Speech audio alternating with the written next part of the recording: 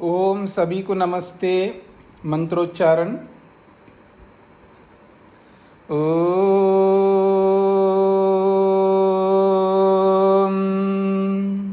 सहनाववतु सहनौ भुनक्तु सह वीर्यं करवावहै तेजस्विनावधीतमस्तु मा विद्विषावहै। ओम शांति शांति शांति।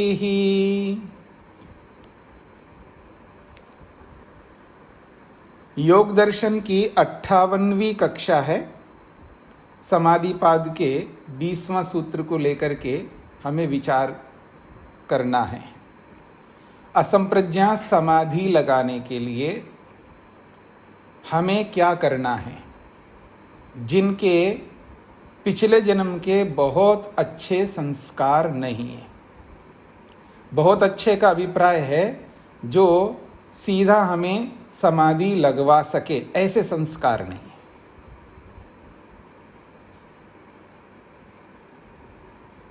प्रत्येक व्यक्ति के मन में दो प्रकार के संस्कार होते हैं, अच्छे और बुरे। लेकिन जो हमारे अच्छे संस्कार है वो ऐसे अच्छे संस्कार नहीं हैं जिनसे हमारी समाधि लग सकती है। यह आपको, हम सबको समझना है। हम अपने आप को अच्छे मानते हैं, वो इसलिए अच्छे मानते हैं जो हमारे से नीचे के, यानी जो हमसे ज़्यादा पाप करने वाले होते हैं, उनकी अपेक्षा से हम अपने आप को अच्छा मानते हैं। आप देखेंगे संसार में सदा व्यक्ति अपने से नीचे के लोगों से तुलना करता है। वो तो बहुत ज़्यादा झूठ बोलता है, जी मैं इतना नहीं बोलता हूँ, ये देखो ये आदमी इतनी चोरियाँ करता है पर मैं इतनी नहीं करता हूँ, मैं चोरी कभी कभी कर लेता हूँ। वो तो बहुत ज़्यादा टैक्स चोरी करता है, मैं इतना नहीं करता हूँ। यानी अपनी तुलना उनसे करता है, मोटी भाषा में कहूँ कूड़े कचरे से। हम अपनी तुलना करते हैं उनसे जो बहुत ही निम्न स्तर के होते हैं। यदि हम अपनी तुलना करनी है तो हमसे श्रेष्ठ जो लोग होते हैं, हमसे जो उत्कृष्ट लोग होते हैं, हमसे जो बड़े लोग होते हैं, उनसे तुलना करके देखिएगा कि हम कहाँ पर खड़े हैं। तो सदा तुलना करनी है अपनी, तो अपने से श्रेष्ठ लोगों से करो जिससे हम इन पाप कर्मों से बच सकेंगे। हम उनसे तुलना करते हैं तो पाप से कैसे बच पाएंगे। वो तो 100 झूठ बोलता है तो मैं 10 झूठ बोलता हूँ, तो मैं कैसे बच पाऊंगा इन 10 झूठों से। मैं उनसे तुलना करूँ ना, देखो वो कोई झूठ बोलता नहीं है, एक भी झूठ नहीं बोलता है, मैं तो इतने झूठ बोलता हूँ, तो मेरे से अच्छा तो वो है। तो उससे क्या होगा, क्योंकि हर व्यक्ति का एक स्वभाव है अपने आप को अच्छा दिखाना है। मैं तभी अच्छा बन पाऊंगा जो वो एक भी झूठ नहीं बोलता है। उनकी दृष्टि में तो मैं बहुत गलत आदमी हूं। जो एक भी झूठ नहीं बोलता उसकी दृष्टि से तो मैं बहुत गलत हूं, क्योंकि मैं अवसरवादी बन करके जहां अवसर आता वहां झूठ बोलता हूं। जब मैं अपने से श्रेष्ठ व्यक्ति की तुलना करूंगा किसी भी विषय में, किसी भी फील्ड में, कोई क्षेत्र हो, प्रत्येक क्षेत्र में जब कभी भी हमें तुलना करनी है तो उससे तुलना करनी है जो हमसे श्रेष्ठ है, उत्कृष्ट है, बेटर भी नहीं बेस्ट है, उनसे हमें तुलना करनी है। उनकी अपेक्षा मैं कहाँ खड़ा हूँ, तब हम मेहनत करेंगे, पुरुषार्थ करेंगे वहाँ तक पहुँचने के लिए। और हम पहले से ही हार मान करके बैठे हैं, वो तो बहुत गलत आदमी है पर मैं तो कभी कभी गलत करता हूँ, तो फिर हम आगे बढ़ नहीं सकते। इसलिए हम यहीं पर जी करके मरते हैं। क्या बोला है जी, यहीं पर जीते हैं और यहीं मरते हैं। फिर यहीं वापस आते हैं, फिर यहीं जीते हैं, यहीं मरते हैं, आगे जाते नहीं हैं। वो आपने सुना है ना 5 वृत्तियों के विषय में, और आपने ये जो सुना है ना, ये जो मन की 5 अवस्थाओं के बारे में। हमारा जन्म क्षिप्त मूड और विक्षिप्त में होता है, उसी में जीते हैं, उसी में बढ़ते हैं और उसी में अंत होता है। फिर जन्म होता है, फिर वही क्षिप्त मूड और विक्षिप्त में जीते हैं, वहीं अंत होता है, वहीं मर जाते हैं, फिर वापस आते हैं। ये चक्र निरंतर अयन के समान निरंतर घूम रहा है, इससे बाहर नहीं निकल पाएंगे हम, क्योंकि इसे बाहर निकलने के लिए एकाग्र अवस्था है, वहां में प्रवेश करना नहीं है। इस चक्र से बाहर निकलने के लिए निरुद्ध अवस्था है, वहां में प्रवेश नहीं करना है। वहां प्रवेश तभी कर सकते हैं ना जब निरुद्ध अवस्था जिसकी है, एकाग्र अवस्था जिसकी है, उससे हम अपनी तुलना करें। वो निरुद्ध अवस्था में है, उसके मन में एक भी विचार नहीं आता है, और मेरे मन में तो दुनिया भर के विचार आते हैं। मैं कितना निकृष्ट हूं उनकी अपेक्षा, जिनका एक भी विचार नहीं आता, इसलिए वो समाधि लगा रहे और मैं वहीं का वहीं बैठा हूं। फिर अपने आप को अच्छा कैसे मान सकता हूं मैं? ये जो अपने आप को अच्छा मानना है हमारा, ये हमसे नीचे के लोगों को ध्यान में रख करके हम करते हैं, इसलिए हम आगे बढ़ नहीं पाते। तो इस बात को ध्यान में रख करके हमें चलना है। तुलना अवश्य करनी चाहिए, बिना तुलना के हम आगे नहीं बढ़ सकते, लेकिन उनसे तुलना हमें करनी है जो हमसे श्रेष्ठ है, जिससे हमारे अंदर प्रवृत्ति उत्पन्न होगी। मेहनत पुरुषार्थ हम करेंगे तब ये परिस्थिति आएगी।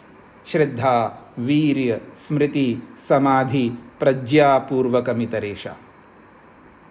यहां तक पहुंचने के लिए सोच को बदलना है, विचारों को बदलना है, अपनी दृष्टि, नजरिया को, अपने एटीट्यूड को चेंज करना है।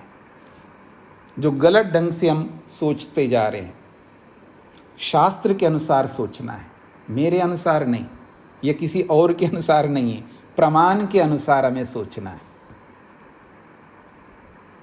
मैं कौन होता हूं या दूसरा कौन होता है, किसी के अनुसार हमको नहीं चलना है, हमें चलना है शास्त्र के अनुसार। किसी के अनुसार चलना है तभी चलना है वो यदि शास्त्र के अनुसार, प्रमाण के अनुसार चलता हो तो। जैसे कि महर्षि स्वामी दयानंद, हम उनके अनुयायी है, मैं तो उनका अनुयायी हूं, आप है तो भी बहुत अच्छा है। वो प्रमाण के अनुसार चलते थे, जैसे महर्षि पतंजलि ने कहा है, ऐसे सारे ऋषियों ने कहा है। जो प्रमाण है वो प्रमाण होता है, उसके अनुसार हमें चलना है। आज नहीं चल रहा हूं तो मेरे में सामर्थ्य नहीं है, मेरे में कमी है। मैं ये नहीं कह सकता नहीं जी आजकल के हिसाब से तो ये ठीक नहीं है, ये नहीं कह सकता। मैं ठीक नहीं हूं तो विधि को गलत कैसे ठहरा सकता हूं मैं? विधान करने वाला सर्वकालिक होता है, वो सब कालों के लिए विधान करता है। इस बात को हम सबको समझना है। कुछ बातें होती हैं वो देश काल परिस्थिति के अनुसार बदला जाता है, वो सिद्धांत नहीं होते हैं, वो सामान्य सिद्धांत होते हैं, सामान्य नियम होते हैं। भाई सर्दी लग रही है, आपको बहुत सर्दी लग रही है, तो आप बिल्कुल क्या कहते पॉलिस्टर के वो बिल्कुल पतले पतले कपड़े पहन करके रह रहे हैं, लेकिन नहीं जी हम तो यही पहनते हैं, हमारे धर्म में ऐसे ही लिखा है, या हमारी उसमें, ये सब चेंज करना होगा आपको। नहीं जी हमारी वेशभूषा ऐसी है कि हम तो धोती पहनते हैं जी, हम तो ऐसे वस्त्र पहनते हैं, और हम काम कर रहे हैं ऐसी जगह जहाँ धोती से काम नहीं चल सकता है, तो वहाँ जो कपड़े होंगे वो पहन लेंगे, फिर वहां से उतरने के बाद वापस अपने स्वरूप में आ जाएंगे। मैं एक जगह गया था, एक देश में, वहां कहा कि जहाँ यहाँ पर जो आपको ऐसा पहन करके जाना होगा। तो हमने कहा ठीक है जी, अगर ऐसा है तो मैंने मना किया जी, अगर ऐसा है तो मैं जाऊंगा नहीं वहाँ पर। नहीं जी आपको हमको ले जाना है तो ले चलिएगा। तो उन्होंने मेरे लिए ड्रेस खरीद लिया है। हम वहाँ जा कर के देखा तो सब लोग जा रहे हैं अपने अपने ड्रेसों में, तो मैं क्यों नहीं जा सकता अपने ड्रेस में? तो मैं ऐसे चला गया, तो किसी ने रोका नहीं है, काम हो गया। अगर रोक लेता तो हम ड्रेस चेंज कर सकते। कैसीनो की बात नहीं कर रहा हूँ, हाँ याद रखना। वहाँ की बात नहीं करना, वहाँ क्या जाके देखना है मेरे को। वो तो टीवी से देख लेंगे, उसको यूट्यूब से देख लेंगे क्या होता है वहाँ पर। ये जरूरी नहीं ना हर जगह हमको जाना है, पर कहीं जाना है लेकिन वहां अगर ड्रेस कोड है कोई। मैं एक दुबई की बात कर रहा था कि वहाँ जो उनका आबू धाबी में एक बहुत बड़ा उन्होंने मस्जिद बनाया है, तो उसको देखने के लिए बहुत सारे लोगों ने हमको डरा दिया कि ये ड्रेस कोड होता है, ऐसा पहन के जाना, ऐसा तभी अंदर एंट्री होती है। वहाँ ऐसा कुछ नहीं, सब अपने अपने ड्रेसों में जा रहे थे। तो मैं भी अपने इसी ड्रेस में गया हूँ, मेरे को किसी ने रोका नहीं है। मैं उसकी बात कर रहा हूँ, क्यों सस्पेंस रखूँ आपको, पता नहीं आप कुछ और सोचने लग जाएंगे। ठीक है जी। तो कहने का अभिप्राय है, अगर कहीं मान लीजिएगा कुछ ऐसे जगह शरीर में ऐसे कपड़े पहन करके कुछ काम करने वाले ऐसे कुछ स्थान होते हैं, वहां पर बदल सकते हो ना उस काम के अनुसार। कुछ ऐसे भी काम होते हैं ना, जैसे कोयले निकाल रहे हैं, जैसे सोना निकाल रहे हैं, ऐसे ऐसे बहुत जगह स्थान होते हैं, वहाँ पर ऐसे कपड़े पहन करके वहाँ आप काम कर नहीं सकते। तो ठीक है, वहाँ का जो भी ड्रेस होगा वो पहन लो और कर लो वो काम। और वो काम हमारे को करना नहीं है तो हम ऐसा पहनेंगे नहीं है। जिनको करना है तो वो पहन करके करे, वापस उतर के अपने ड्रेस में आ जाए, तो इसमें कौन सी समस्या है? ऐसा कोई लिखा नहीं कि ऐसा ही पहनना है। तो ऐसे ऐसे परिदृश्य, ऐसे ऐसे स्थान बहुत विषयों में आते हैं, वहाँ पर बदलने के लिए कोई आपत्ति नहीं। लेकिन जो सार्वभौम सिद्धांत हैं वो सब कालिक होते हैं, सर्वकालिक होते हैं, उनको बदलने की आवश्यकता नहीं होती है। तो जिन विषयों को बदलने की आवश्यकता नहीं है उनको हम बदलने की चेष्टा कर रहे हैं, आश्रम व्यवस्था। अब मैं आपकी बात करूं, जहां बदलने की आवश्यकता नहीं है वहां सर्वकालिक है आश्रम व्यवस्था, क्योंकि वो विधान ना मैंने किया ना किसी और ने किया है, वो तो ईश्वर ने किया है साक्षात वेद में। तो उनको आप बदलना चाहते हैं? नहीं जी, आजकल की परिस्थिति में वानप्रस्थ लेने का कोई अवसर नहीं, इसलिए हम नहीं लेते हैं। आजकल की परिस्थिति में हम गुरुकुल के अंदर जाकर के उस विद्या को ग्रहण नहीं कर सकते, इसलिए हम अपने बच्चों को नहीं भेजते। आप बदल रहे हो, गलत बदल रहे हो। ये सर्वकालिक है, क्योंकि जो वर्तमान में जहां स्कूल कॉलेज यूनिवर्सिटीज में भेजते हैं वो एक प्रकार की शिक्षा दी जाती है, गुरुकुलों में सभी प्रकार की शिक्षा दी जाती है। ये प्राचीन परंपरा है। तो उस प्राचीन परंपरा को बदलने की आवश्यकता नहीं, जिसमें सारी विद्याएं आती है, प्राप्त होती हैं। केवल पैसा कमाना ही मनुष्य का उद्देश्य नहीं है। तो आज की जो विद्या है वर्तमान में, वो उसका मुख्य उद्देश्य पैसा कमाना है। गौण रूप से ठीक है, कोई साइंटिस्ट बनता है, कोई बहुत बढ़िया खोज करता है, कुछ बहुत बढ़िया लिखता होगा, वो ठीक है, वो बहुत कम मात्रा में। लेकिन अधिक मात्रा में, चाहे वो इंजीनियर बनता हो, चाहे वो डॉक्टर बनता हो, चाहे वो कोई भी प्रोफेशन में कोई भी कोर्स लेता हो, उसका मेन उद्देश्य क्या होता है आप सब जानते हैं।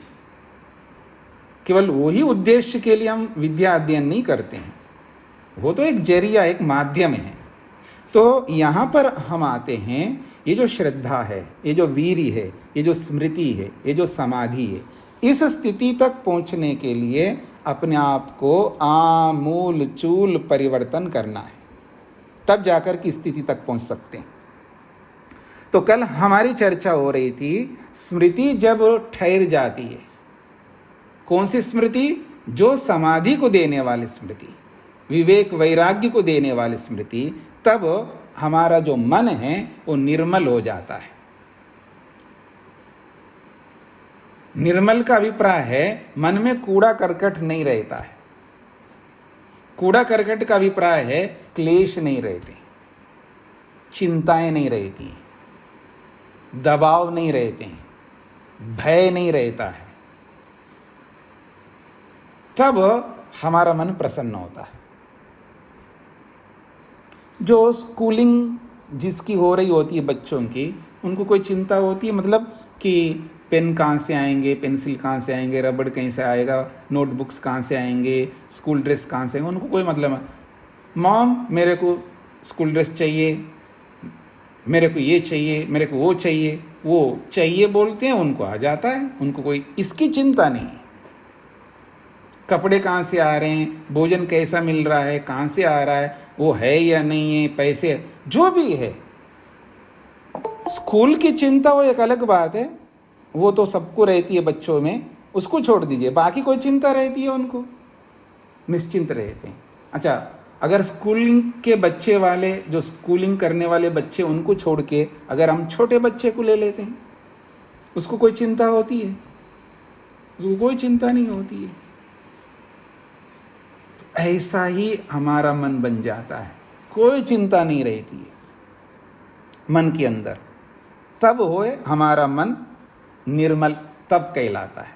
मन में चिंताओं को रखते हुए, मन में भय को रखते हुए, मन में आशंकाओं को रखते हुए, मन में शर्म रखते हुए, मन में लज्जा रखते हुए, मन को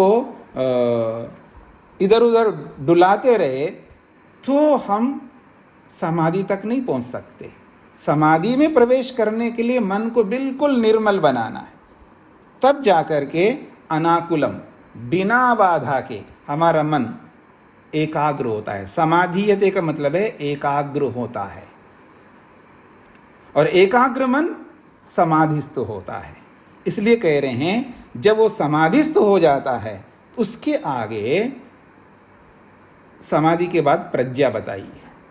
इस समाधि के बाद में जो प्रज्ञा उत्पन्न होती है, ये अलग प्रज्ञा होती है। आज हमारी जो प्रज्ञा है, बुद्धि है, ज्ञान है, नॉलेज है, ये तो बिल्कुल साधारण से भी साधारण है, इसे कुछ नहीं होना है। जो वर्तमान में हमारी प्रज्ञा है, नॉलेज है, जानकारी है, इससे कुछ भी नहीं होने का है। यहां जिस प्रज्ञा की बात की जाएगी वो प्रज्ञा है जो आपने पहले सूत्र में पढ़ा है।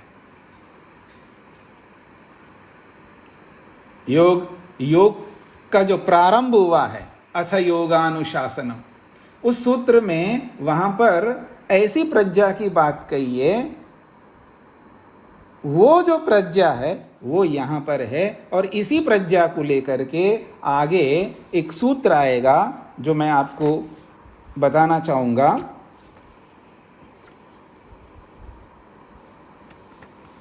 सूत्र संख्या 48 इसी पाद में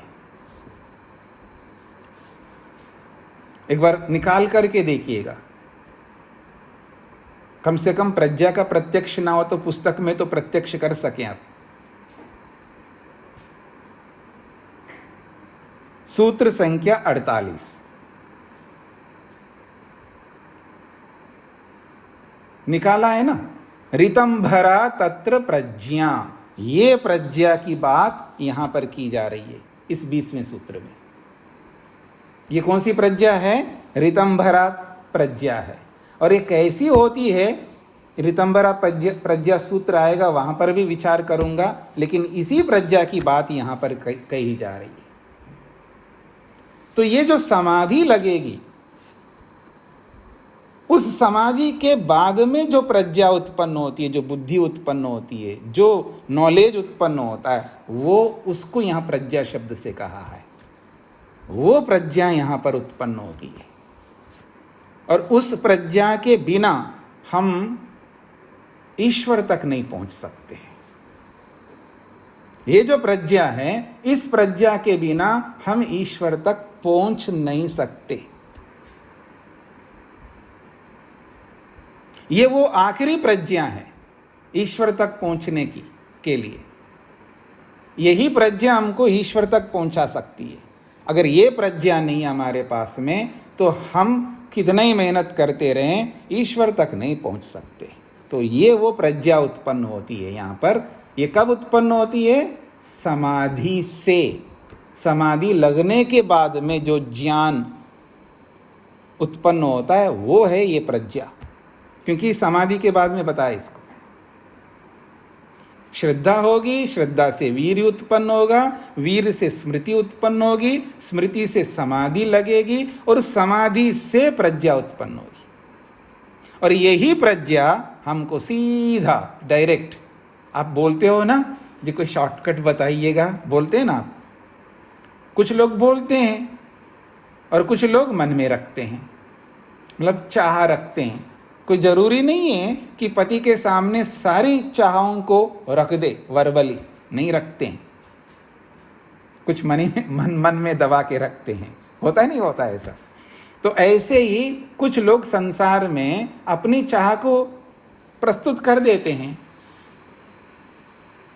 और जैसे आजकल के बच्चे होते हैं ना, उनको लौकिक भाषा में कहते हैं तो बेशर्म है, ये कहीं भी कुछ भी बोल देता है, ठीक है ना।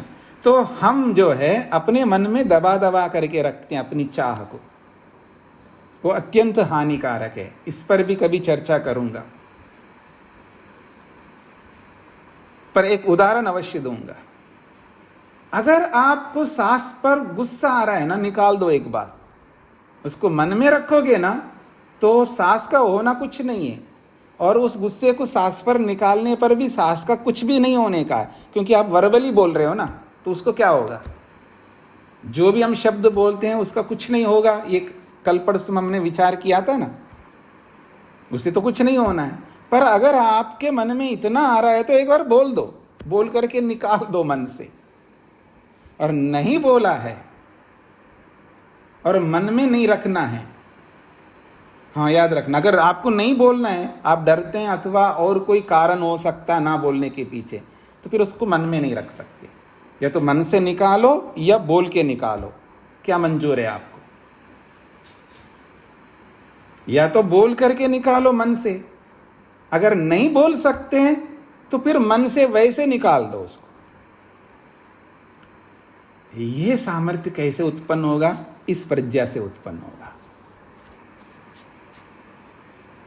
ये आसान नहीं है कि अगर ये प्रज्ञा नहीं है ना, वो मन में रख कर के इतना दुखी होता है, वो जो भी गुस्सा है, चाहे वो सास के प्रति हो, बहू के प्रति हो, पति के प्रति हो, पत्नी के प्रति हो, या मेरे प्रति हो, या आपके प्रति हो, किसी के भी प्रति हो, इतना परेशान होता है मन में उसको रख करके। हे भगवान, क्या कहूं मैं आपको, आप सभी अच्छी तरह जानते हैं। इसलिए उसको निकालना चाहिए, मन में नहीं रख सकते आप, रखेंगे तो हानिकारक है। तो ये जो प्रज्ञा है, ये सारी प्रज्ञा हमको ऐसा उस मन को बना देगी कि जैसा हम चाहते हैं अपने मन को। और आप कहीं पर भी रहो, किसी भी आश्रम में हैं आप, अगर ये प्रज्ञा उत्पन्न किया हमने इस प्रोसेस में, श्रद्धा उत्पन्न करके वीर्य, वीर्य को उत्पन्न करके स्मृति, स्मृति को उत्पन्न करके समाधि, फिर उस समाधि से ये प्रज्ञा जब हमने उत्पन्न किया है, तो ये प्रज्ञा वो सारे काम हमसे करवा सकती है जो हम चाह करके भी नहीं कर पा रहे। उन सारी उपलब्धियों को प्राप्त कराएगी जिन उपलब्धियों को हम चाहते हैं।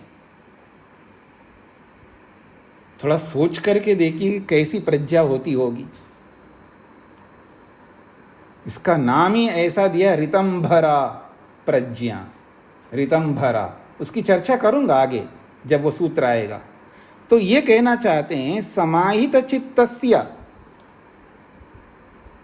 समाहित चित्तस्य, चौथी पंक्ति में देखना, समाहित चित्तस्य प्रज्ञा विवेकः उपावर्तते। समाहित चित्तस्य का मतलब समाधि में पहुंचने के बाद है ये बात हो रही है, क्योंकि समाधि प्राप्त होती है ना, उस समाधि के बाद की बात हो रही है। तो समाहित चित्तस्य का मतलब है समाधि से युक्त मन के, समाहित चित्तस्य का मतलब है समाधि से युक्त मन के अंदर, क्योंकि जो भी प्रज्ञा उत्पन्न होगी वो सब मन में उत्पन्न होगी, क्योंकि सब कुछ मन में रहते हैं। ये भी बात आप आगे पढ़ेंगे। जितने भी क्लेश है वो सब मन में रहते हैं, जितने भी संस्कार है वो सब मन में रहते हैं, जितना भी धर्माधर्म बनता है अदृष्ट वो भी मन में रहता है, सब कुछ मन में रहता है, याद रखना।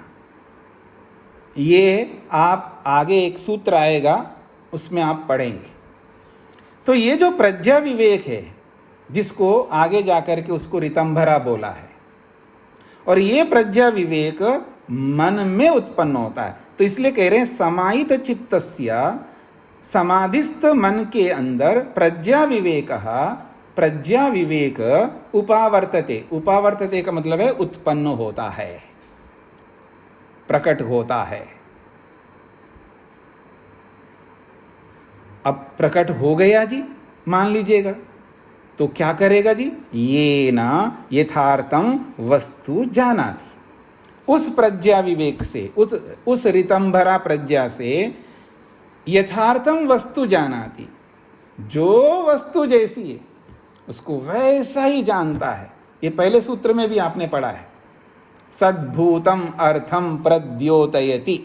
संप्रज्ञा समाधि की पहली उपलब्धि वहां पर बताया था पहले सूत्र में, सद्भूतम अर्थम प्रद्योतयति। उसी को दूसरे शब्द में यहां पर बोला है यथार्थम वस्तु जानाति।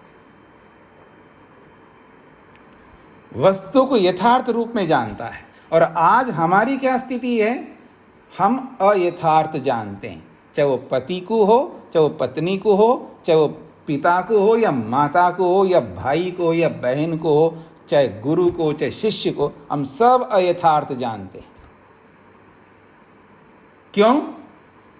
क्योंकि हमारे पास ये प्रज्ञा विवेक नहीं है, ये ऋतंभरा प्रज्ञा नहीं है।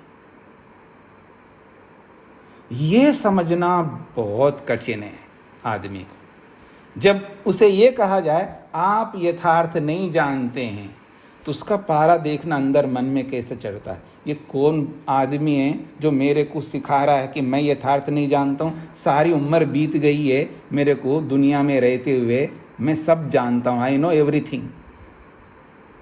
जब बच्चों को या किसी को बोल थोड़ा ऐसा कर लेना, आई नो, बताने की जरूरत नहीं है। हर आदमी यही कहने के लिए कोशिश करता है, मेरे को पता है सब, मेरे को बताने की जरूरत नहीं है।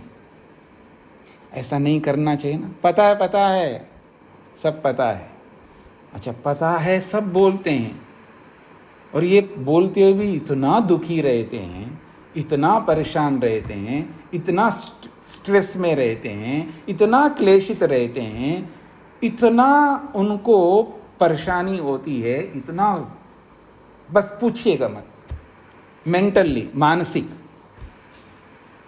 फिर भी ये बोलते रहते हैं पता है। मतलब उनको पता है क्या? उसको, मेरे को नॉलेज है, मेरे को ज्ञान है, मेरे पास बुद्धि है, मैं सब जानता हूं। तो इतनी बुद्धि रखते हुए फिर इतना दुख क्यों भोगते मानसिक रूप से? क्योंकि ये जो प्रज्ञा है ये क्या चीज है?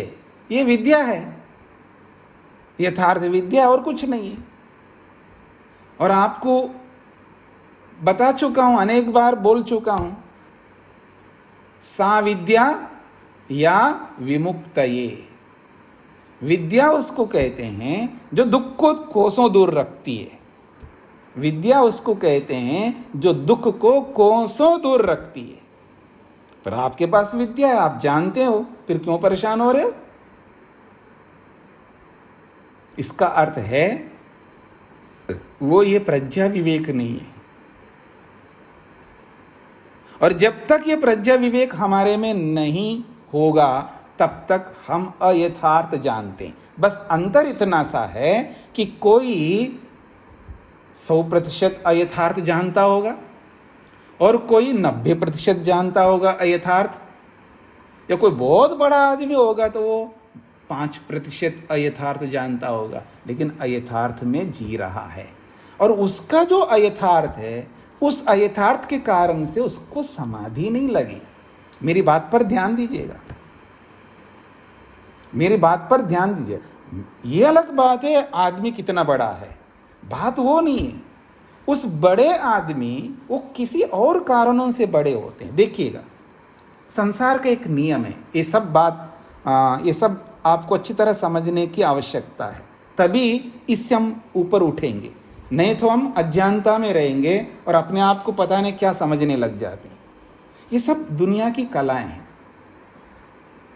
ये सब दुनिया की कलाएं हैं। कोई किसी विषय में एक्सपर्ट होता है, कोई किसी विषय में एक्सपर्ट होता है, कोई किसी विषय में कुशल है, कोई किसी में कुशल है। ऐसे सब दुनिया के अलग अलग कलाएं ये सब।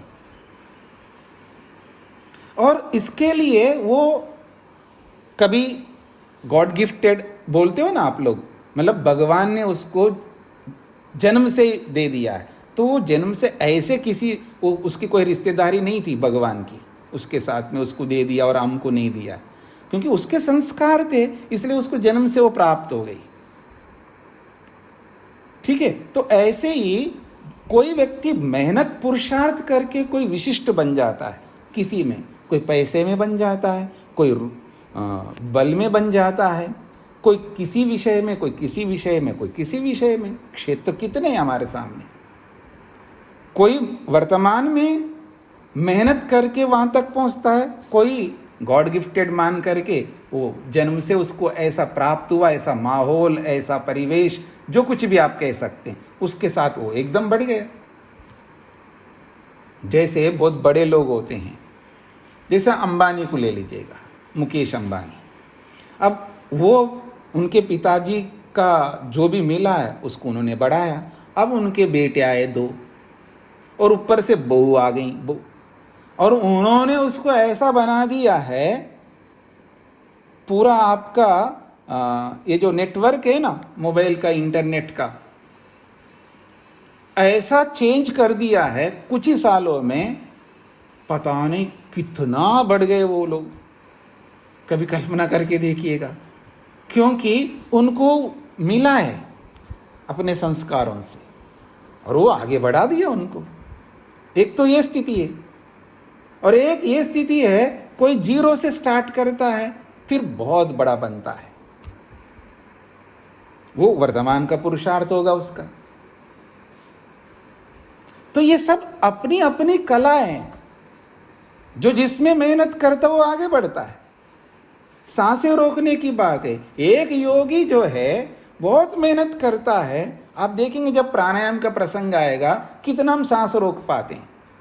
जीवन लगा दिया उसने योगी, जो भी योग अभ्यास करने वाले, उसके जो सांसें जो रुकती हैं बहुत कम रुकती हैं, 1 मिनट, 2 मिनट, 3 मिनट। अरे वो गोताखोर होता है नहीं, होते नहीं गोता लगाने वाले गांव में इधर उधर, पहले हम लोग देखते रहे, आज भी होते होंगे, हाँ, आज नहीं देख पाते हम लोग गाँव का वो परिवेश। तो हम गाँव में देखते थे, शराबी है, कबाबी है, पत्नी को मारता है, उसके पास कोई विद्या नहीं है, स्कूल में भी नहीं गया। हाँ जी, पहले तो क्या होता था, कुएं होते थे, पानी वहीं से लाते थे सब लोग जा कर के, और माताएं बहनें भी जाती थी पानी लाने के लिए, और अक्सर जो है माताएं बहनें जाती थी, तो कोई ना कोई आभूषण होता है शरीर पर, कोई ना कोई उस कुएं में गिर जाता है। अब पानी में चला गया, अब निकाले कौन, तो गोताखोर को बुलाते थे। गोताखोर आकर के वो डुबकी लगा दो, पानी के अंदर चला गया, वो निकल ही नहीं रहा बहुत देर तक। आप देखते हैं, कभी देखा आपने बचपन में कि कोई 5 मिनट, 10 मिनट, 15 मिनट पानी के अंदर ही है, वो बहुत देर तक पानी में रहता, फिर बाहर आता है। हमने प्रत्यक्ष देखा, एक बार नहीं अनेक बार, क्योंकि हम तो गांव से आए हैं, एकदम ठेठ गांव से, तो इतना देर तक वो उसमें रहा, तो क्योंकि उसका अभ्यास है, बचपन से उसने उसमें अभ्यास किया है, तो उसमें वो एक कुशल बन गया। अब ये योगाभ्यासी योगी रोज मेहनत करके, पुरुषार्थ करके, आधा मिनट रोक रहा है, 1 मिनट रोक रहा है, 1.5-2 मिनट रोक रहा है, 3 मिनट रोक रहा है। 3 मिनट रोकना तो बहुत बड़ी बात माना जाता है, और वो पता नहीं कितने मिनट रोकता है। तो ये सब कलाएं हैं। तो अलग अलग क्षेत्र में अलग अलग व्यक्ति के पास ये जो कलाएं हैं, इन कलाओं का होना गलत नहीं कहना चाहता हूं मैं। ये तो साइड बिजनेस की तरह है सारी कलाएं हैं। कोई पैसे में आगे बढ़ गया, कोई बल में आगे बढ़ गया, कोई किसी में आगे बढ़ गया, ये सब साइड के हैं। इनसे कोई आत्मा का प्रयोजन सिद्ध नहीं होने का है। आत्मा का प्रयोजन सिद्ध होगा ये काम करने से। तो इसमें मेहनत करना है हमको। तो इसके लिए हमारी जो मूर्खता है, अज्ञानता है, वो हमें समाप्त किए बिना ये स्थिति नहीं आ सकती। और मैं पहले से मान बैठूं मेरी अच्छी बुद्धि है जी, ये इनको क्या पता है, सब मेरे को पता है, ऐसा हर आदमी देखता है अपने अपने विषय में। हर आदमी अपने आप को मानता है। ये मानना, ये सोच, ये जो वृत्ति हम बना रहे हैं, गलत वृत्ति है, इसको रोकना होगा हमें। उसको रोके बिना ये स्थिति हमको नहीं प्राप्त हो सकती। क्योंकि मैं पहले से मान बैठूं मेरे को पता है, मेरे को बताने की जरूरत नहीं है। एक तो अहंकार इससे झलकता है, और एक इतनी गहरा अंधकार है, इतनी गहरी अंधेरी है कि इससे बाहर निकलना बहुत कठिन होता है आदमी। और विशेषकर जो अपने आप को जो बहुत ज़्यादा अधिक बुद्धिमान मानने वाले, जो अपने आप को क्रीम मानने वाले हैं, ठीक है ना, जो अतिवादी के रूप में जीते हैं, ऐसे व्यक्ति कैसे चेंज कर पाएगा। तो इस दृष्टि से वो उनकी छोड़िए, हमारी सबकी यही स्थिति है। तो ये जो स्थिति है हमारे में, किसी में कम प्रतिशत होगा, किसी में अधिक प्रतिशत होगा। प्रतिशत अवश्य है, लेकिन हम में से, मेरे सहित हम में से कोई ऐसा आदमी नहीं है जिनके पास आकंठ वो अविद्या में डूबे नहीं हो। बस प्रतिशत के अंतर, प्रतिशत में अंतर होगा। किसी विषय में कोई आकंठ डूबा हुआ होगा, किसी विषय में बिल्कुल नहीं डूबा हुआ होगा, हो सकता है। ऐसे सब अलग अलग विषय है। तो इन स्थितियों से ऊपर उभर करके हमें यहाँ तक पहुँचना है, तो सबसे पहले अपने आप को ये स्वीकार करना होगा, मैं मूर्ख हूँ, मेरे में अत्यंत अज्ञानता भरी हुई है अलग अलग विषयों में। किसी किसी विषय में नहीं होगी, अच्छी बात है, पर इतने मात्र से मैं वहाँ तक नहीं पहुँच सकता। और भी बहुत सारे विषय हैं, उनमें अपनी मूर्खता को, अज्ञानता को मेरे को हटाना है। और हम इतने कुशल होते हैं, इतने एक्सपर्ट्स होते हैं कि हम जिस विषय में हमारी मूर्खता होती है, उस विषय में दूसरों की सलाह हमें स्वीकार्य नहीं होती है, क्योंकि वह अहंकार रोकता है। इस बात को समझने का प्रयत्न करिएगा। मान लीजिए किसी का नाम हो गए पैसे में, किसी का नाम हो गया बल में, किसी का नाम हो गया सेवा में, किसी का नाम हो गया नेता में, ऐसे अलग अलग क्षेत्र हैं हमारे। तो जिस क्षेत्र में हमारा जब नाम होता है, वो 1 2 3 कितने क्षेत्रों में नाम होगा हमारा? सभी क्षेत्रों में नहीं हो सकता। और जिन क्षेत्रों में हमारा नाम नहीं है, उस विषय में हम अपने आप को मूर्ख स्वीकार नहीं कर पाते। और ये जो कारण है, इस कारण से हम, क्योंकि किसी क्षेत्र में बहुत बड़े बनते हैं, तो जब बहुत बड़े बनते हैं उस क्षेत्र में, और उसके फॉलोवर्स भी बहुत हो जाते हैं उस क्षेत्र में, जब उनको ध्यान में रखता है, तो उनको ध्यान में रखते हुए मैं किसी दूसरे की सलाह स्वीकार करने में मेरे को पसीने आएंगे। इसलिए वो व्यक्ति बचता है दूसरों की सलाहों से, दूसरों के बातों से, वो मानता नहीं। फिर वो फ्री स्टाइल में चलने लगता है। वो उसकी वो जो विशेषता है, किसी 1 में 2 में 4 में 5 में जितने में भी होगी, उन विशेषताओं के कारण से वो अब दूसरों की अच्छी सलाहों को वो स्वीकार नहीं करता। जैसे पीछे बोला था ना मैंने आपको, सामने वाला कितना ही भ्रष्ट आदमी हो, लेकिन बोल अच्छा रहा हमारे लिए, तो उसको स्वीकार करना हमें तो बहुत कष्ट होगा। और यही कष्ट हमको रोकता है यहां तक पहुंचने में।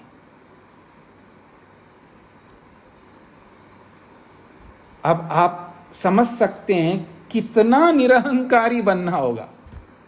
मतलब अहंकार जो है वो कितना ज्यादा हमारे में बड़ा हुआ आप कल्पना करके देख सकते। इस प्रज्ञा तक पहुंचने के लिए हमको वो अपनी जो स्थितियां हैं अलग अलग विषयों में, जो हमारी कुशलताएं हैं, वो कुशलताओं के कारण से हम आसमान पर चल रहे होते हैं। इसलिए हम किसी की बात नहीं स्वीकार करने को तैयार होते हैं, फिर मान्यताएं बना करके ऊपर से और चलते हैं। अलग अलग मान्यताएं, अलग अलग कॉन्सेप्ट्स को लेकर के हम चल पड़ते हैं। फिर वहाँ ऐसा होता होगा, हमारे कॉन्सेप्ट में ऐसा नहीं है, और वो प्रमाण पर ध्यान नहीं देता है, प्रमाणों पर ध्यान नहीं देता है। वो ध्यान देता है अपने अपने सिद्धांतों पर, सिद्धांतों को देखता है, प्रमाणों को नहीं देखता है। जिस सिद्धांत को मैंने स्वीकार किया वो प्रमाणों के अनुरूप है या नहीं है। ये सारी समस्याओं का ये जड़ है। तो इस दृष्टिकोण से यहां पर कहा गया है, समाहित चित्तस्य, समाधिस्थ चित्त के अंदर ये प्रज्ञा विवेक उत्पन्न होता है, और इसके उत्पन्न होने पर ये ना इस प्रज्ञा विवेक से यथार्थम वस्तु जानाति, जो वस्तु जैसी है उसको वैसा ही जान करके तत्काल उसको स्वीकार करता है। छोटे बच्चे होते हैं ना, जिनको सिखाया जाता है, बिल्कुल छोटे, अभी अभी बोलना प्रारंभ किया है, उसको जो आप बोलोगे वही सीखता है। वो कोई अहंकार नहीं होता उस बच्चे में, जो आप सिखाओगे वो सीखता है। आप गलत शब्द बोलोगे तो गलत शब्द सीखता है वो, और उचित शब्द बोलोगे तो उचित शब्द सीखता है, क्योंकि उसके पास तो कोई शब्द भंडार ही नहीं है, वो कुछ भी नहीं जानता है, उसको तो अभी बहुत कुछ जानना है। आप जैसा सिखाओगे वैसा सीखता है। तो हमें अपने आप को उस स्थिति में पहुंचाना होगा। जब हम आए पहली बार हमारे गुरुदेव के पास में, स्वामी सत्यपति जी महाराज के पास में, तो प्रवेश के लिए आए, तो उन्होंने कहा, आप जानते हैं 5 वर्ष के बच्चा कैसा होता है? हाँ जी जानते हैं। तो वो उसको क्या करना होता है? वो जो बोलते हैं वैसा उसको करना पड़ता है। वो ऐसा करता है ना बच्चा, छोटा बच्चा? हाँ जी करता है। आप उसके लिए तैयार हो। आप व्याकरण पढ़े होंगे, आप ये पढ़े होंगे, क्योंकि हम ये सब पढ़ करके जाते थे। यहाँ आते हैं लुट पिट करके, फिर ऐसे जगह पर पहुंचना पड़ता है। जैसे और पेथियों में परेशान हो करके, एलोपैथी से वोपैथी से परेशान होकर कोई आयुर्वेद में आ जाता है, कोई नेचुरोपैथी में आ जाता है, ऐसा होता है ना। तो ऐसे हो गया जो करना था, कहीं कुछ मिल नहीं रहा है और दुख वैसे छूट नहीं रहे हैं। पढ़ तो लिया है लेकिन उपलब्धि कुछ मिली नहीं है, और जिनकी निंदा करते रहे वापस उन्हीं के पास जाना पड़ रहा है। आगे तो उन्होंने कहा 5 वर्ष के बच्चे की तरह रहना होगा, मंजूर है तो रहो। अब 5 वर्ष के बच्चे की तरह रहने का मतलब है, जो भी तुमने पढ़ा है लिखा है, जो डिग्रियां लिए है, चाहे वो भले ही गुरुकुल की डिग्रियां हो, तो अब उस अहंकार को मिटा करके 5 वर्ष के बच्चे की तरह उनके सामने रहें, तब हम कुछ कर पाएंगे। तो ये जो स्थिति है, तब जाकर के हमें ये प्रज्ञा विवेक उत्पन्न हो सकता है। यदि हम पहले से अपने आप को आई नो एवरीथिंग, मैं सब जानता हूं, इस अहंकार में अगर रहेंगे, तो हम अपनी गलत आदतों को, गलत प्रवृत्तियों को, गलत संस्कारों को, गलत धर्माधर्म को रोक नहीं पाएंगे। इन सब को रोक करके यहां पर पहुंचना होगा। फिर वो कहता है, ये ना जिस प्रज्ञा विवेक के द्वारा यथार्थम वस्तु जानाति, फिर उसके सामने जो भी आ जाए उसको यथार्थ समझ लेता है। उसको कोई कठिनाई नहीं होती, पुरुषार्थ नहीं होता है, क्योंकि उसके पीछे समाधि है। वह ऐसे आंख मीच करके किसी की बात को नहीं मानता। वैसे तो बच्चे एक ओर से तो हम चिकने घड़े हैं, और एक ओर से इतने कच्चे होते हैं, कोई भी कुछ भी बोल देता है ना, उसको हम मान लेते हैं। ऐसा है, वो जो उसकी बहू है ना, वो ऐसे जाती है, यहां जाती, अच्छा उसने मान लिया उसने। मतलब इतने कच्चे हैं हम, इतने कच्चे हैं, कोई भी हमको कुछ भी बना सकता है। कोई भी दुनिया में हमको जितना, मोटी भाषा में बोलूं, क्या बोलते हैं उसको, उल्लू बोलते हैं। मोटी भाषा में हमें कोई भी उल्लू बना सकता है। कोई भी दुनिया के किसी भी कोने में रहे, कोई भी हमको ऐसा नचा सकता है जैसे मदारी बंदर को नचाता है।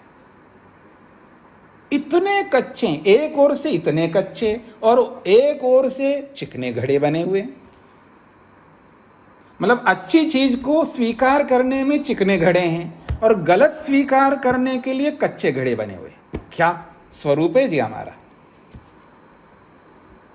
जो हमारा स्वरूप है वो ऐसा स्वरूप है, एक पहलू को देखेंगे तो ऐसे चिकने घड़े हैं, मानने को तैयार नहीं। और एक ओर से बिना कहे मान लेंगे, बस सुन करके मान लेंगे, इतने कच्चे हैं। फिर अपनी सुन करके, उसने सुना था, हमें सुना, हमने सुना, दूसरे को सुना, ऐसे सुन करके ऐसे बात फैल जाती है, हमें होश ही नहीं रहता है ये जो सुनाया जा रहा है ये उचित है या अनुचित है, इसके पीछे क्या प्रमाण है, क्या कुछ नहीं पता। बस एक बार बोलना चाहिए, वो गलत जगह जाती है या वो गलत जगह जाता है, बस सुन लिया, हमने मान लिया। एक उदाहरण दिया, ऐसे बहुत सारी बातें हैं, हम बिल्कुल एकदम कच्चे घड़े होते हैं, जो भी कुछ भी बोलता है उसको मान लेते हैं और परेशान होते रहते हैं। फिर उनके ऊपर फिर अपनी मान्यताएं बनाते हैं। इनसे हमें ऊपर उभरना है, इतने कच्चे घड़े नहीं बनने हैं हमको और इतने चिकने घड़े भी नहीं बनने, दोनों नहीं बनने हमको। उसके लिए हमें ये स्थिति स्वीकार करनी है। तो ये जो प्रज्ञा विवेक उत्पन्न होता है, जो वस्तु जैसी है उसको वैसा ही दिखाता है ये प्रज्ञा विवेक। ये ऐसी प्रज्ञा है क्योंकि इसके सामने केवल सत्य दिखता है, असत्य कभी, इस प्रज्ञा में केवल सत्य होता है, असत्य होता नहीं है। इसलिए यथार्थ ये प्रज्ञा दिखाएगी आपको, यथार्थ। ये बात कहिए, ये न यथार्थम वस्तु जानाति, इसका विस्तार तो वहीं पर मैं 48वें सूत्र में करूंगा। अब देखिएगा अंत में क्या कहा जा रहा है, तद अभ्यासात, उसके अभ्यास से, किसके, उस प्रज्ञा विवेक के। ऐसा नहीं कि एक दिन में हमें प्रज्ञा विवेक हो गए तो एक वस्तु के विषय में, एक विषय में प्रज्ञा विवेक हुआ है। पता नहीं कितने विषय हमारे जीवन में जो, जिनके माध्यम से, उन विषयों के माध्यम से हम ईश्वर तक पहुंच सकते हैं। ऐसे बहुत सारे विषय हैं जो सीधा हमारे साथ डायरेक्ट कनेक्ट है, जिनका कनेक्शन है, जिनका सीधा कनेक्शन है हमारे साथ में। ऐसे बहुत सारे विषय हैं जिन विषयों में हमें यथार्थ जानने की आवश्यकता है। एक विषय में यथार्थ ज्ञान होने से 2, 3, 4, 5 में होने से बात नहीं बनेगी, क्योंकि उतने सारे विषय हैं जो ईश्वर तक पहुंचने के लिए बहुत सारे हमने पीछे देखा है, आगे भी आपके सामने आएंगे। उन सब विषयों में हमको ये प्रज्ञा विवेक उत्पन्न करना है, तब जाकर के हमको अगली स्थिति बनती है। कहते तद अभ्यासात, उसका बार बार अभ्यास करते हैं उस प्रज्ञा विवेक का। तद विषयाश्च वैराग्यात, फिर उसके इतना अभ्यास करके फिर उससे भी वैराग्य ले करके, उसको भी छोड़ करके असंप्रज्ञातः समाधिर्भवति, तब जाकर के उसको असंप्रज्ञात समाधि प्राप्त होती है। ये जो प्रक्रिया यहाँ पर बताई है, तद अभ्यासात तद विषयात, ये वो बात है जो आपने दृष्टानुश्रविक विषय वितृष्णस्य वशीकार संज्ञा वैराग्यम तत्परम ख्यातेर गुण वैतृष्ण्यम, ये जो 2 सूत्रों में बातें कही हैं, वो सारी बातें इन 2 शब्दों में रख कर दिया, यानी इन 2 शब्दों में उसको फीड कर दिया, ऐसे समझ लीजिए, इसमें भर दिया है। वो जो दृष्टानुश्रविका वाला जो 15वां सूत्र है जी, 15वां सूत्र में जो बातें कही, 16वें सूत्र में जो बातें कही है, उनको जो आपने वहां सुना है, समझा है, उन 2 सूत्रों में कई हुई बातों को इन 2 शब्दों में भर दिया है। तद अभ्यासात तद विषयाच्च वैराग्यात। पहले उसका अभ्यास करेंगे, किसका?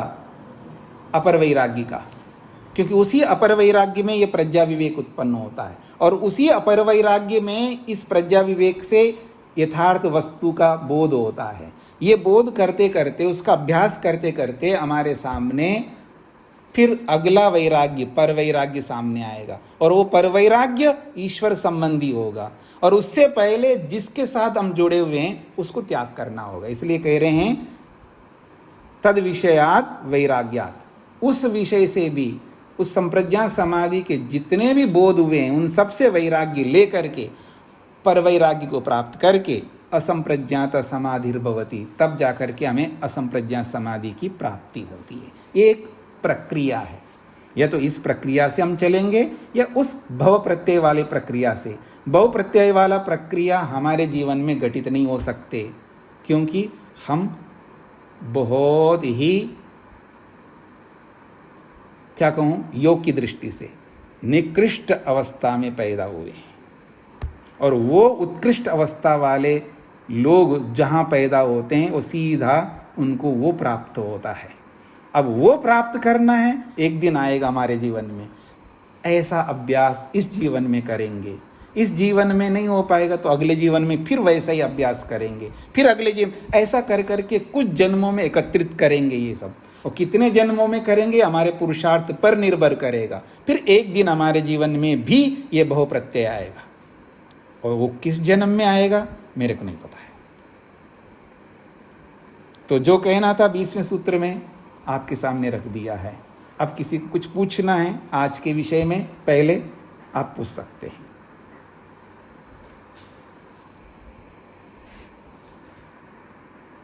सन्नाटा है, क्या बात है? रूप जी को क्या कहना है?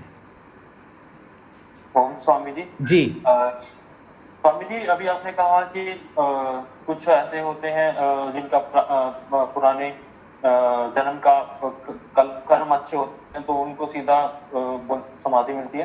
तो स्वामी जी, जैसे मैंने पढ़ा था कि स्वामी सत्यापति जी को भी प्रकाश, मतलब ईश्वर के दर्शन हुए थे उस समय जब उन्होंने मालकाट देखी थी, मतलब बंटवारे के समय। तो फिर ऐसा समझ सकते हैं कि उनका भी पुराना पुरुषार्थ होगा? हाँ जी, तभी वो यहाँ तक पहुँचे। एक अनपढ़ व्यक्ति, कभी स्कूल में कभी नहीं गए हैं, और वो 23 साल की अवस्था में गुरुकुल में प्रवेश करके मजदूरी का काम करते हुए उन्होंने व्याकरण, दर्शन, उपनिषद, वेद, पता नहीं क्या क्या पढ़ा है।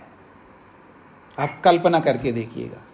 वो संस्कार थे पिछले जन्म के, वो कहीं दब गए थे, पता नहीं खराब संस्कारों के कारण से, गलत कर्मों के कारण से गलत जगह पैदा हुए, फिर वहाँ से वो उभर गए, क्योंकि वो संस्कार अच्छे संस्कार प्रत्येक व्यक्ति में होते हैं, और उनको उभारने का आलंबन प्रत्येक व्यक्ति के सामने आता है, चाहे वो कहीं भी पैदा होता हो। लेकिन उस आलंबन का लाभ हम नहीं ले पाते हैं, इसलिए हमारी समस्या है, और कुछ नहीं। तो उन्होंने लाभ लिया है, और पिछले संस्कार थोड़ा अच्छे थे, अच्छे वाले हमसे ज़्यादा अच्छे थे, बहुत ज़्यादा अच्छे थे, इसलिए एकदम यहाँ तक पहुँच गए। जी तो फिर उनको मतलब बिना मतलब ध्यान के एकदम से कैसे ईश्वर के दर्शन हो गए? जैसे उसको छोड़ दीजिएगा, आप पढ़िएगा तो आपको समझ में आ जाएगा उनको क्या कैसा मिला है। पहले अपनी बात करिएगा, मतलब अब उनको समझने के लिए उनको पढ़ना पड़ेगा ना। हम तो पढ़ चुके हैं उनको, अब आपको उनको जानना है तो मैं 2 शब्दों में कैसे बताऊंगा? आपको उनको पढ़ना होगा, क्योंकि प्रामाणिक तभी होगा ना। आप सुनी हुई बात ना माने, उनको पढ़िएगा, फिर आपको पता लग जाएगा उनको कैसे, जो भी स्थिति प्राप्त हुई है वो क्यों प्राप्त हुई है, तो आप उनको पढ़ेंगे तो समझ में आएगा। जी हाँ, ममता जी। जी स्वामी जी नमस्ते। स्वामी जी, इस सूत्र में जो कहा गया श्रद्धा, वीर्य, स्मृति, समाधि, प्रज्ञा पूर्वक इतरेशन, तो ये सारे केवल उपाय प्रत्यय योगी को होता है? जी हाँ जी स्वामी जी, तो ये विदेह वाला और प्रकृति लय वाला योगी को योग प्राप्त नहीं होता है, ये सारे उपाय। नहीं, वो तो पहले कर चुके हैं ना। स्वामी जी, तो विदेह वाला और प्रकृति लय वाला योगी को क्या मोक्ष प्राप्त होता है? क्यों नहीं होगा? वहां बताया था ना, कैवल्य मुक्ति जैसा अनुभव जीते जी करते हैं तो फिर शरीर छोड़ने के बाद मुक्ति में जाएंगे। जब असंप्रज्ञा समाधि हो गई और ऐसी स्थिति में वो पहुंच गए हैं, वो शरीर में रहते ही मुक्ति जैसा अनुभव कर रहे हैं, तो फिर वो मुक्ति में क्यों नहीं जाएंगे? मुक्ति में बिल्कुल जाएंगे ना। बिना संप्रज्ञात समाधि से प्रत्येक सीधे सीधे माने असंप्रज्ञात समाधि को प्राप्त कर सकते? नहीं नहीं, गलत पटरी में मत जाइएगा। जिन्होंने ने जो भव प्रत्यय समाधि उनको लगती है जिन्होंने संप्रज्ञा समाधि लगा ली है पिछले जन्म में, और किसी न किसी कारण से शरीर छोड़ करके आगे बढ़े हैं, फिर उनको दोबारा जन्म लेना पड़ा। जब तक प्रयोजन पूरा नहीं होता है मनुष्य का, तब तक एक नियम है मन का, हाँ, उसको बार बार शरीर दिलाएगा। ठीक है, तो फिर शरीर वापस प्राप्त कर लिया, फिर जहां तक वो करके आए तो उसके आगे ही तो बढ़ेंगे ना। और वो आगे बढ़ेंगे, पढ़ने के लिए कुछ चीजें करने होते हैं, वो कुछ चीजें करते हैं, वो करके वहां तक पहुंच गए, तो फिर उनको पीछे वापस दोबारा ABCD से नहीं करना होता है। वो सारे संस्कार होते हैं, उनको उभारना होता है। उभारने के बाद वो सामने आते हैं। जब जो भी आप मेरे से पूछना चाहते हो वो सब मेरे को आता है, और आपने परीक्षा भी ले लिया, फिर क्यों दोबारा पढ़ाना चाहोगे आप उसको आगे? जो नहीं आता है वही तो पढ़ाओगे ना आगे। ऐसा समझ लीजिएगा। ठीक हो गया? हाँ, अजीत जी।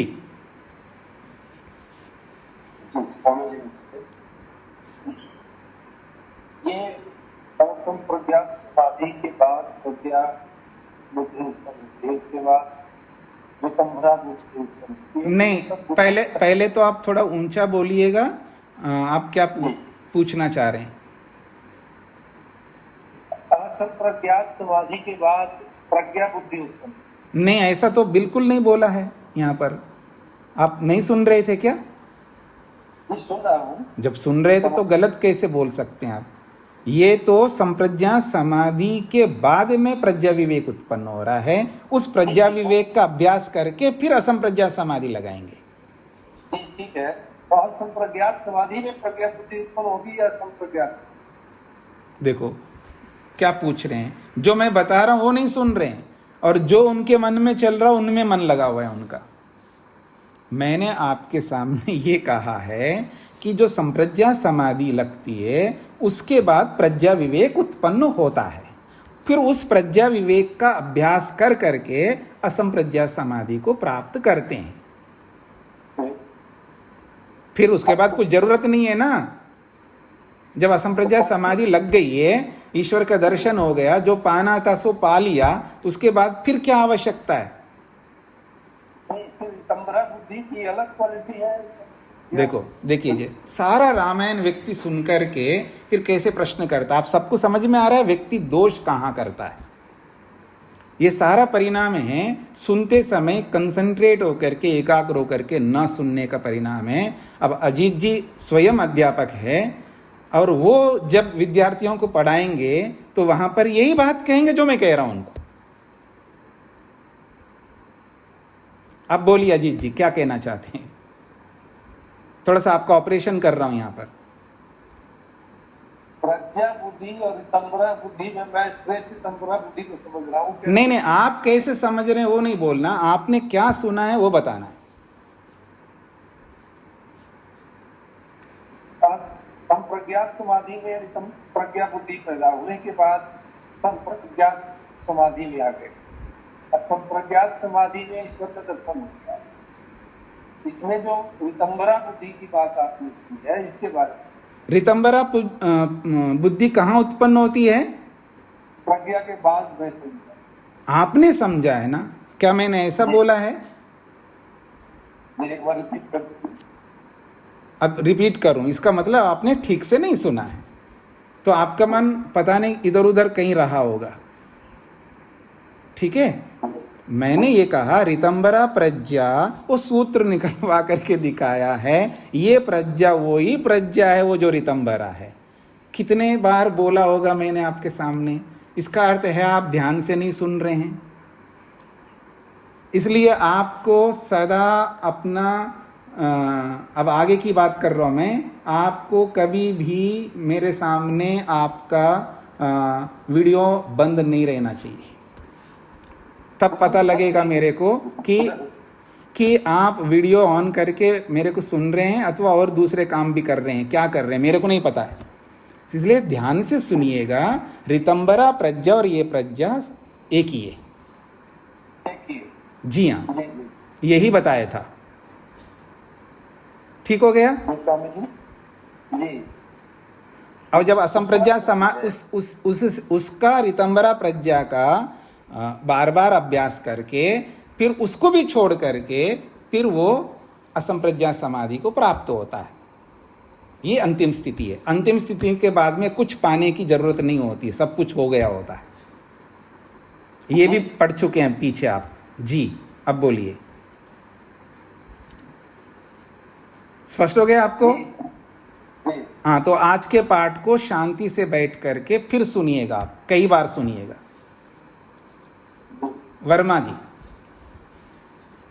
नमस्ते स्वामी जी। जी। ये तद अभ्यासा द्वैविशाच वैराग्य, तो ये तद अभ्यासा मतलब उस प्रज्ञा के अभ्यास से, तो ये यहाँ वैराग्य शब्द किससे संदर्भित है ये समझ में? उसी प्रज्ञा से वैराग्य लेना है जो आपने 15वें सूत्र में पढ़ा है। वहां जो वैराग्य हुआ था वही वैराग्य इस प्रज्ञा से प्राप्त हुआ है, और उसका अभ्यास बार बार करके उसको दृढ़ बनाता है। दृढ़ बनाने के बाद में देखता है, जहां वहां पर मैंने बोला था उसमें संप्रज्ञा समाधि के सारे विषयों का दर्शन कर लिया, आत्मा तक दर्शन कर लिया, लेकिन ये अंतिम नहीं है ना। उसे अभी संतुष्ट नहीं हो पा रहा है, हो गया, इसलिए उसमें भी वैराग्य लेकर के फिर परवैराग्य को प्राप्त करता है। फिर उस परिवैराग्य से असंप्रज्ञा समाधि लगती है। 15वें और 16वें किया उसका छोड़ मतलब वैराग्य लेना है। हाँ जी, ये दो शब्द तदभ्यासात् तद विषयाश्च वैराग्यात् असंप्रज्ञाता समाधिर्भवति, इस पूरे वाक्य का समाधान आप ध्यान से 15वें और 16वें सूत्र को पुनः सुनिएगा, फिर इसको पढ़िएगा आज के क्लास को, तो आपको एकदम दर्पण की तरह समझ में आ जाएगा। ठीक है स्वामी जी। जी। इसलिए पिछले पाठों को का अभ्यास करते हुए आगे बढ़िएगा। पीछे पढ़ो और पीछे को छोड़ो और आगे को पढ़ो तो वो पीछे सब छूटता जाएगा। फिर नए से रहेंगे आप, बिल्कुल नए जैसे होंगे। नए चेहरे हैं, नए चेहरों को मैं पढ़ा रहा हूँ ऐसा लगेगा मेरे को। इसलिए पीछे के साथ चलिएगा तो बहुत आसान हो जाएगा आपका। अब नए प्रश्न कोई नहीं करेंगे। स्वामी वेद जी बोलिएगा। ये क्या तात्पर्य है कि उपाय प्रत्यय से व्यक्ति को समाधि नहीं मिल पाएगी, केवल उपाय प्रत्यय के माध्यम से बहुत प्रत्यय में जाएगा तब समाधि मिलेगी? नहीं, ऐसा नहीं है, ऐसा नहीं बोला है। मैंने ये बोला है कि ये शुरू से प्रारंभ करके असंप्रज्ञा समाधि तक पहुंच सकते हैं हम, लेकिन अगर किसी कारण से हम संप्रज्ञा तक पहुंच गए फिर मर गए, फिर हम शुरू से तो फिर दोबारा स्टार्ट करेंगे नहीं, क्योंकि वो कर चुके हैं, समाधि तक पहुंच गए, संप्रज्ञा तक, फिर मर गए। फिर मरने के बाद फिर पैदा तो होना है हमको, क्योंकि लक्ष्य पूरा हुआ नहीं है। तो जब पैदा होंगे तो फिर हम इस भव प्रत्यय में ही तो जाएंगे। ये बात कही। अगर हम मरे नहीं हैं तो हम सीधा असंप्रज्ञा समाधि लगाएंगे। अब स्पष्ट हुआ? जी। अब इसको यहीं पर विराम देते हैं। इसको थोड़ा गंभीरता से पढ़ के बार बार सुन करके समझने का प्रयत्न करिएगा, और पीछे को भी आवृत्त करते रहिए, पीछे को भी दोहराते रहिएगा। ओम शांति शांति शांति।